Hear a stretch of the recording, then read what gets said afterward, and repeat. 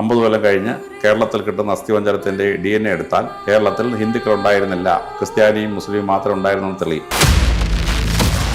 പൂർവ്വജന്മത്തിൽ അങ്ങയുടെ പേര് അത് പറഞ്ഞതാണ്, അവരാരും ശ്രദ്ധിച്ചില്ലെന്ന് തോന്നുന്നു. പാറയിൽ കൊച്ചുതരകൻ എന്നായിരുന്നു. ആ പാറയിലെ വീട് ഇപ്പോഴും അവിടെ ഉണ്ട്, ഞാൻ പോയി കണ്ടു.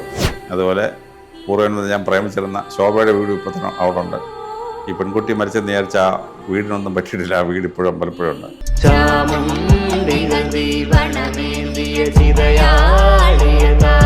കൂടുതൽ തെളിവാർക്കലും വേണ്ടി ഞാൻ അവർക്ക് ലേഖനം അയച്ചു കൊടുക്കാം.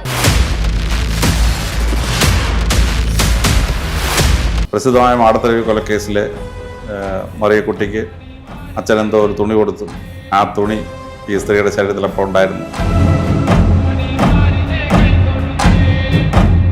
പലപ്പോഴും ഈ പ്രതി ആരാണെന്ന് ഊഹം തരാൻ മാത്രമേ ആത്മാവിന്റെ എവിഡൻസ് എടുക്കാൻ പറ്റുള്ളൂ, ബാക്കിയൊന്നും എടുക്കാൻ പറ്റില്ല. അങ്ങയുടെ ഒരു IPS ബുദ്ധിയിൽ ആ വാർത്ത കാണുമ്പോൾ അങ്ങേക്ക് എന്താണ്? അപൂർവം ചില കേസ് ചെയ്ത പോലെ ഈ മരിച്ചു എന്ന് വിശ്വസിക്കുന്ന സ്ത്രീകളുടെ ആത്മാവിനെ വിളിച്ചു വരുത്താം.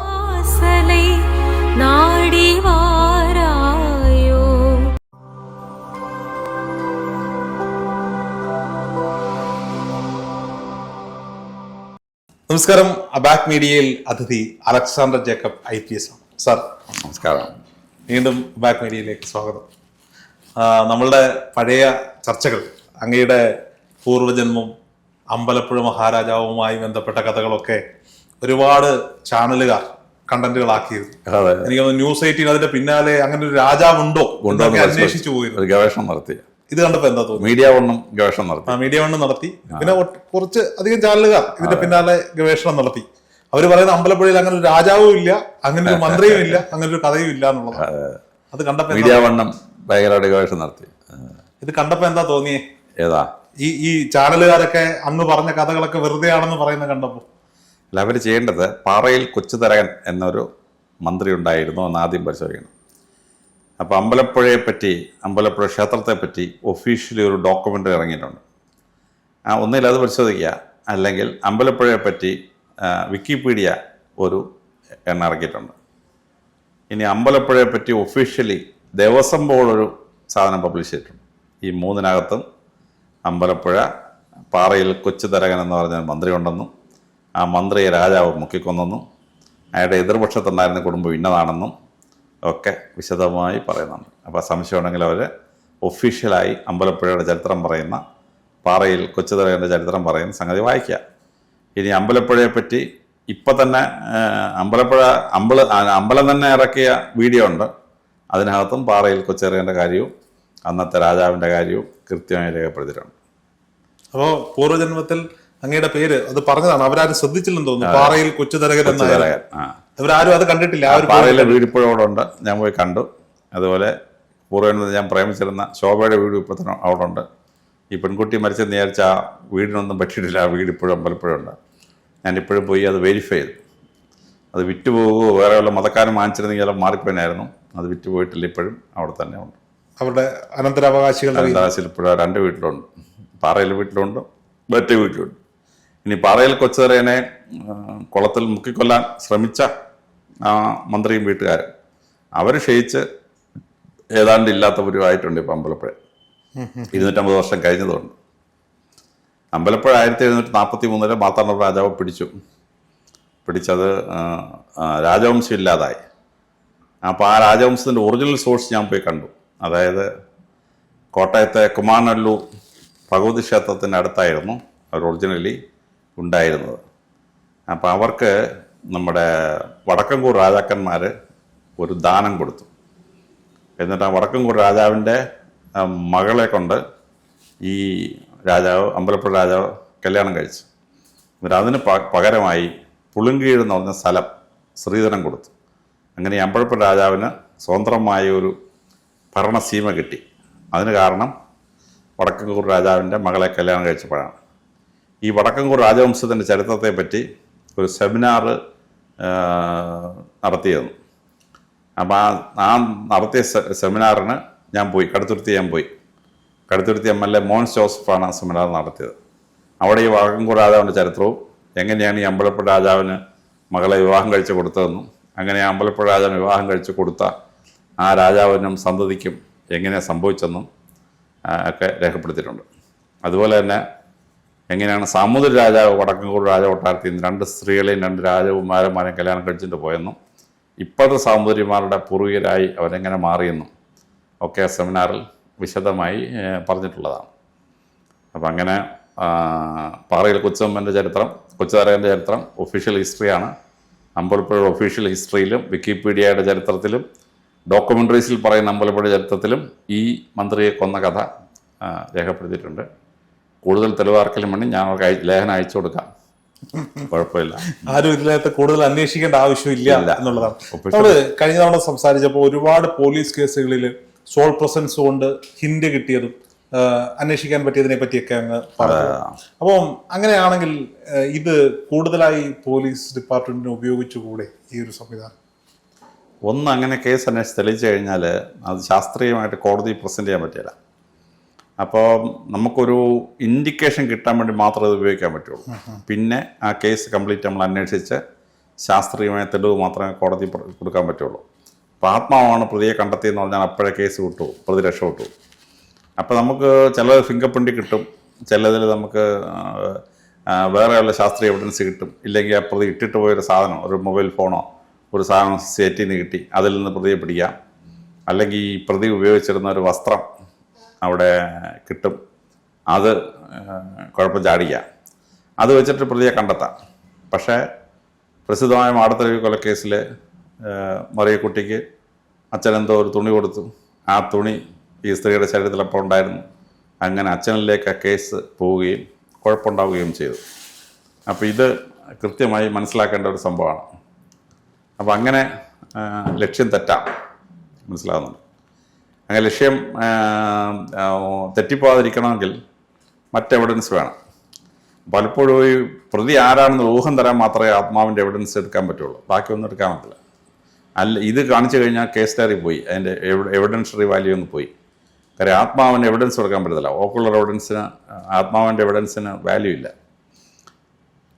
അപ്പോൾ 1873 എവിഡൻസ് ആക്ട് ഉണ്ടാക്കിയപ്പോൾ സർ ജെയിംസ് സ്റ്റീഫൻ എന്ന് പറഞ്ഞൊരു മഹാനായ വ്യക്തിയാണ് ഉണ്ടാക്കിയിട്ടുള്ളത്.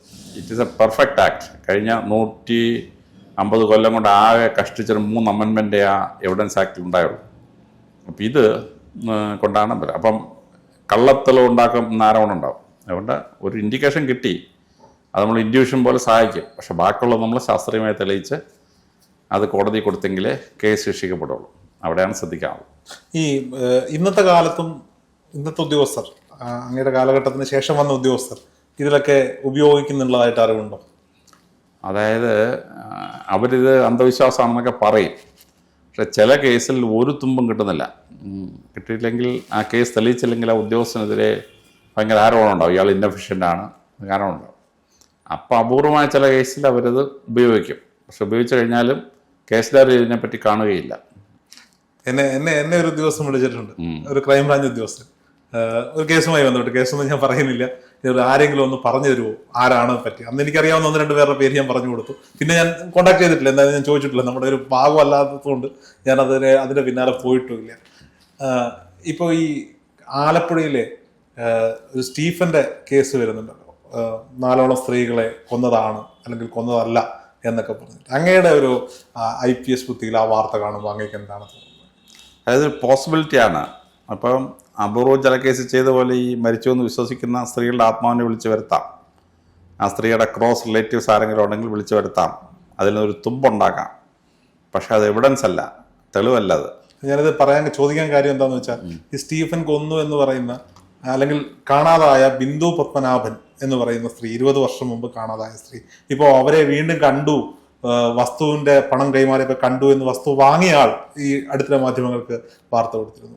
കഴിഞ്ഞ ദിവസം ഞാനൊരു വീഡിയോ ചെയ്തപ്പോൾ ഞാൻ എൻ്റെ പുസ്തകത്തിലൊരു ആലപ്പുഴയിലെ സംഭവം പേര് മാറ്റി എഴുതിയിട്ടുണ്ട്. അത് ഈ ബിന്ദു പത്മനാഭൻ കേസാണ്. ഞാൻ ന്യൂസിലുണ്ടായിരുന്ന സമയത്ത് പണ്ട് അവിടെ ഈ വാർത്ത റിപ്പോർട്ട് ചെയ്യാൻ മരിച്ചിട്ടില്ലെന്നാണ് പറയുന്നത്. അല്ല, മരിച്ചിട്ടില്ലെന്നല്ല, എനിക്ക് അവിടെ കിട്ടിയത് എന്തോ ഒരു എനർജി എനിക്ക് ഫീൽ ചെയ്തു. അത് സോൾ ആയിരിക്കുമെന്നാണ് ഞാൻ എൻ്റെ പുസ്തകത്തിൽ എഴുതിയിരിക്കുന്നത്. അപ്പോൾ ഇതിനെക്കുറിച്ച് ഞാനൊരു വീഡിയോ ചെയ്തപ്പോൾ അദ്ദേഹത്തിന്റെ സഹോദരനുണ്ട് പ്രവീൺ എന്നെ വിദേശത്തു നിന്ന് തന്നെ വിളിച്ചിട്ട് എന്നോട് പറഞ്ഞു, രോഹിത്തിന് എന്താണ് തോന്നിയത്?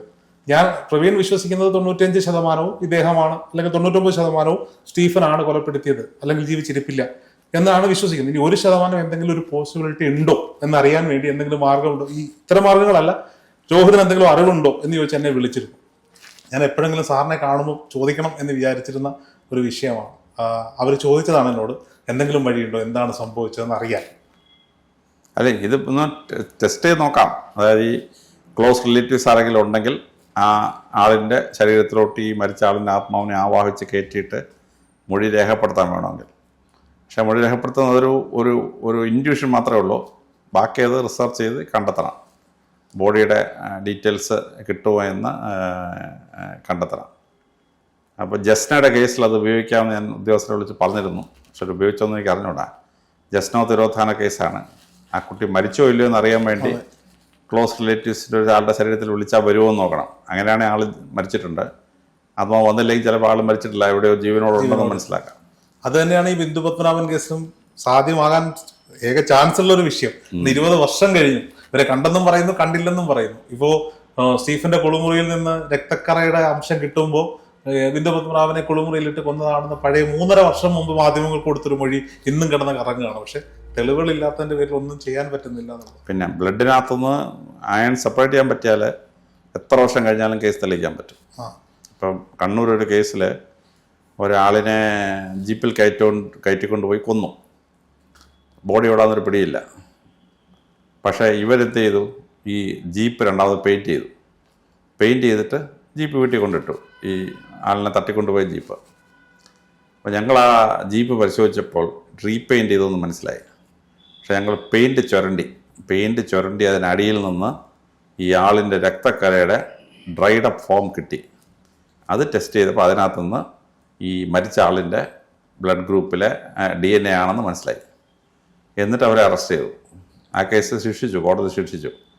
അപ്പോൾ വണ്ടിയിൽ കൊണ്ടുപോയി വണ്ടിയിൽ രക്തം വീണാൽ എത്ര വർഷം കഴിഞ്ഞാലും അതിനകത്തുനിന്ന് തെളിവ് കിട്ടും. മനുഷ്യന്റെ രക്തക്കറ DNA മോളിക്കൂൾ നശിക്കത്തൊന്നുമില്ല. 4500 വർഷം പഴക്കമുള്ള സൈദ്ധാന്തിക സംസ്കാരത്തിൽ മരിച്ച സ്ത്രീയുടെ അസ്ഥിപഞ്ജരത്തിൽ നിന്ന് ആ സ്ത്രീ ഏത് ജാതിയാണ്, ഏത് DNA, ഏത് റേഷ്യൽ കോമ്പൗണ്ടാണെന്ന് കണ്ടെത്തി. ആര്യവർഗത്തിൽപ്പെട്ടതല്ല എന്ന് കണ്ടെത്തി. അപ്പോൾ ഇൻഡസ് വാലി സിവിൽ സ്റ്റേഷനിലെ ആ സ്ത്രീയിൽ നിന്ന് ആര്യന്മാർ ഇന്ത്യയിലോട്ട് അറ്റാക്ക് ചെയ്ത് കയറിയിട്ടില്ല എന്നുള്ള രീതിയിൽ ന്യായം ഉണ്ടാക്കി. പക്ഷേ ആ ന്യായം തീരെ അർത്ഥമില്ലാത്തതാണ്. കാരണം 50 കൊല്ലം കഴിഞ്ഞ് കേരളത്തിൽ കിട്ടുന്ന അസ്ഥിപഞ്ജരത്തിൻ്റെ DNA എടുത്താൽ കേരളത്തിൽ ഹിന്ദുക്കൾ ഉണ്ടായിരുന്നില്ല, ക്രിസ്ത്യാനിയും മുസ്ലിം മാത്രം ഉണ്ടായിരുന്നെന്ന് തെളിയും. കാരണം ഹിന്ദുക്കളെ മുഴുവൻ പട്ടടയിൽ വെച്ച് ഭസ്മമാക്കി ആറ്റിക്കൂടെ ഒഴുകിയില്ലേ, ആരുടെയും DNA അവിടെ കിടപ്പുണ്ടാകും. അസ്ഥിപഞ്ജരം കിട്ടുന്ന മുഴുവൻ ക്രിസ്ത്യാനിയുടെ മുസ്ലിം കുഴിച്ചിട്ടവന്മാർ ഉള്ളൂ, അവൻ്റെ അസ്ഥിപഞ്ജരമല്ലേ കിട്ടുള്ളൂ. അപ്പോൾ 50 കൊല്ലം കഴിഞ്ഞ് അസ്ഥിപഞ്ജരം എടുത്തിട്ട് വെരിഫൈ ചെയ്താൽ കേരളത്തിൽ ഹിന്ദുക്കൾ ഉണ്ടായിരുന്നില്ല എന്നല്ലേ തെളിവുള്ളൂ. ഇൻഡസ് വാലി സിവിലൈസേഷൻ്റെ കാലത്ത് അവിടെ ആര്യന്മാരുണ്ടായിരുന്നെങ്കിൽ അവരെ മുഴുവൻ ഭസ്മമാക്കി ആറ്റിൽ ഒഴുക്കിയില്ലേ. പിന്നെ അവിടെ ബാക്കിയുള്ളത് ഈ പട്ടട വെക്കാത്ത ആളുകൾ മാത്രമല്ലേ ശരീരം കിടപ്പുള്ളൂ. അപ്പോൾ ആ ശരീരത്തിനകത്ത് ആര്യന്മാരുടെ DNA ഇല്ല എന്ന് പറഞ്ഞിട്ട് ആദ്യം ഇന്ത്യക്കാരുടെ ഇടയിൽ ആര്യന്മാരില്ല എന്ന് തിയറി ഉണ്ടാക്കുന്നവരിക്കും. അത് അതുകൊണ്ട് ഓക്കെ, ഈ മരണത്തിന് ശേഷം ഇപ്പൊ ആത്മാവ് എന്ന് പറയുന്നൊരു സങ്കല്പമുണ്ട് എന്ന് നമ്മൾ വിശ്വസിക്കുന്നു. ഈ ആത്മാക്കൾക്ക് ഇപ്പോൾ ഏറ്റവും പ്രിയപ്പെട്ട ഒരാളുടെ മകനോ മകളോ അച്ഛനോ അമ്മയോ മരണപ്പെട്ടാൽ മരണത്തിന് ശേഷം വരുന്ന ഈ ആത്മാക്കൾക്ക് ഇവരുമായിട്ട് ഒരു കണക്ഷൻ ഉണ്ടാവും. അതായത് അച്ഛനമ്മ മകൻ എന്ന വികാരം ആത്മാവിനുണ്ടാവും. ചില കേസിൽ കണക്ഷൻ ഉണ്ടാവും. ഇപ്പോൾ PR കൃഷ്ണയ്യർ ഭാര്യ മരിച്ചിട്ട് ഭാര്യ അദ്ദേഹത്തോട് സംസാരിച്ചിരുന്നു എന്ന് അദ്ദേഹം രേഖപ്പെടുത്തിയിട്ടുണ്ട്. അദ്ദേഹം ഒരു സുപ്രീം കോടതി ജഡ്ജിയായിരുന്ന മനുഷ്യനാണ്. ഹൈക്കോടതി ജഡ്ജിയായിരുന്നു, സുപ്രീം കോടതി ജഡ്ജിയായിരുന്നു. അപ്പോൾ അദ്ദേഹത്തിന് ഒരു തെറ്റായ കാര്യം പറയേണ്ട ആവശ്യമില്ലല്ലോ. ബട്ട് ഹി ബിലീവ്ഡ് ദാറ്റ് ഈ വന്ന് സംസാരിക്കുന്നത് ഭാര്യയാണ് എന്ന ഒരു സംശയം ഉണ്ടായി. ചില എഴുത്തുകാർക്ക് പുസ്തകം എഴുതാനിരിക്കുമ്പോൾ ഉടൻ തന്നെ ആത്മാവൊന്ന് ഐഡിയാസ് കൊടുക്കുന്നതായിട്ട് ചില എഴുത്തുകാർ രേഖപ്പെടുത്തിയിട്ടുണ്ട്. ജർമ്മൻ എഴുത്തുകാർ രേഖപ്പെടുത്തിയിട്ടുണ്ട്, ഇംഗ്ലീഷ് എഴുത്തുകാർ രേഖപ്പെടുത്തിയിട്ടുണ്ട്. ഇന്ത്യയിൽ ചില ആളുകൾ സരസ്വതി ദേവി വന്നിട്ട് കടാക്ഷിച്ചു, ഡിവൈൻ പവർ ഒന്ന് സ്വാധീനിച്ചു എന്ന് പറയുന്ന എഴുത്തുകാരാണ്. അപ്പോൾ ഒരു ആസ്ട്രൽ ബോഡിയുടെ ഒരു ഇൻഫ്ലുവൻസാണ് ഈ ആത്മാവ് ഒന്ന് ചിന്ത ജനിപ്പിക്കുക എന്ന് പറയുന്നു. അപ്പോൾ അച്ഛനും അമ്മ ആക്സിഡൻറ്റിൽ മരിച്ച ഒരു കേസിൽ ആ ആളിൻ്റെ കുട്ടി വളർന്ന് ഒരു എൻജിനീയറിംഗ് ആയ കുട്ടിയാണ്. അപ്പോൾ അദ്ദേഹം എന്നോടൊരിക്കൽ പറഞ്ഞു, ഞാൻ എൻജിനീയറിംഗ് പഠിക്കുകയാണ്, പക്ഷേ എൻ്റെ അമ്മ ഇടയ്ക്കിടയ്ക്ക് എന്നോടൊന്ന് സംസാരിക്കും, ഹോസ്റ്റൽ റൂമിലൊന്ന് സംസാരിക്കും. ശരീരമില്ല, ശബ്ദം എനിക്ക് കേൾക്കാം, എന്നിട്ട് എനിക്കെല്ലാം ഗൈഡൻസൊക്കെ തരും എന്നൊക്കെ പറഞ്ഞു. അപ്പം ആ കുട്ടി പറയാൻ, ഞാനിത് പബ്ലിക്കായിട്ട് പറഞ്ഞാൽ എനിക്ക് വട്ടാന്ന് പറയാൻ എന്നെ പിടിച്ച് മെൻ്റലായി പൂളംപാറ കൊണ്ടിടും. സാറിന് ഇത് വിശ്വസിക്കാൻ പറ്റുന്നതുകൊണ്ടും പറയുകയാണ്, എൻ്റെ അമ്മയുടെ ആത്മാവ് എൻ്റെ കൂടെ തന്നെ ഉണ്ട്, യാതൊരു കാരണവശാലും എന്നെ വിട്ടു പോകുന്നില്ല എന്ന് പറ്റി. അപ്പം എൻ്റെ ഒരു മദറിൻ്റെ കസിൻ ബ്രദർ മരിച്ചു. മദറിൻ്റെ കസിൻ ബ്രദർ മരിച്ചു കഴിഞ്ഞിട്ട് അദ്ദേഹത്തിൻ്റെ മകൾ ബഹ്റിനിലാണ്. പക്ഷെ ബഹ്റിനിൽ പെട്ടെന്ന് ഇടയ്ക്കിടയ്ക്ക് ഫാദർ വന്നിട്ട് ചില കാര്യങ്ങൾ പറയുകയും, ഫാദർ വന്നു കഴിഞ്ഞ ഉടൻ തന്നെ ഈ വീടിനകത്ത് മുഴുവൻ കുന്തിരിക്കം മണക്കുകയും ചെയ്യും. അപ്പം എൻ്റെ മദറിൻ്റെ ഗ്രാൻഡ് ഫാദർ 71 കൊല്ലം കലവരത്തെ അച്ഛനായിരുന്നു, വികാരി അച്ഛനായിരുന്നു. ഗിന്നസ് ബുക്ക് ഓഫ് വേൾഡ് റെക്കോർഡ്സിൽ കയറേണ്ട ആളാണ്. ഓർത്തഡോക്സ് സഭയ്ക്ക് വേണ്ടി 12 പള്ളികൾ പണിഞ്ഞു, 7 പള്ളിയിൽ വികാരിയായിരുന്നു. അപ്പോൾ അദ്ദേഹത്തിൻ്റെ കൊച്ചുമകൻ ഇങ്ങനെ വന്ന് കാണുകയും സംസാരിക്കുന്ന സമയത്ത് ബഹ്റിനിലെ വീടിനകത്ത് മുഴുവൻ കുന്തിരിക്കം മണക്കം. അങ്ങനെ കുറേ തവണ വന്നു കഴിഞ്ഞിട്ട് ഒരു തവണ വന്ന് പറഞ്ഞു, ഇനി ഞാൻ വരില്ല എന്ന് പറഞ്ഞു. ഞാനങ്ങ് സ്വർഗത്തിലേക്ക് എടുക്കപ്പെടുകയാണ്, ഞാനിങ്ങനെ ഇവിടെ ചുറ്റിക്കറങ്ങിയ സമയത്തൊക്കെ വന്നതെന്നോ. പക്ഷെ പിന്നെ എന്നെ മോള് കണ്ടപ്പോൾ പറഞ്ഞു, എൻ്റെ പപ്പ ഇപ്പോൾ വരുന്നില്ല, എനിക്ക് ഭയങ്കര മോളെ കരയാൻ തുടങ്ങി. ഞാൻ പറഞ്ഞു, മോളെ ആത്മാവ് ഇങ്ങനെ അലഞ്ഞരിഞ്ഞ് നടക്കുന്നതിനേക്കാൾ നല്ലത് ആത്മാവ് ഈശ്വരനിലേക്കാണ്.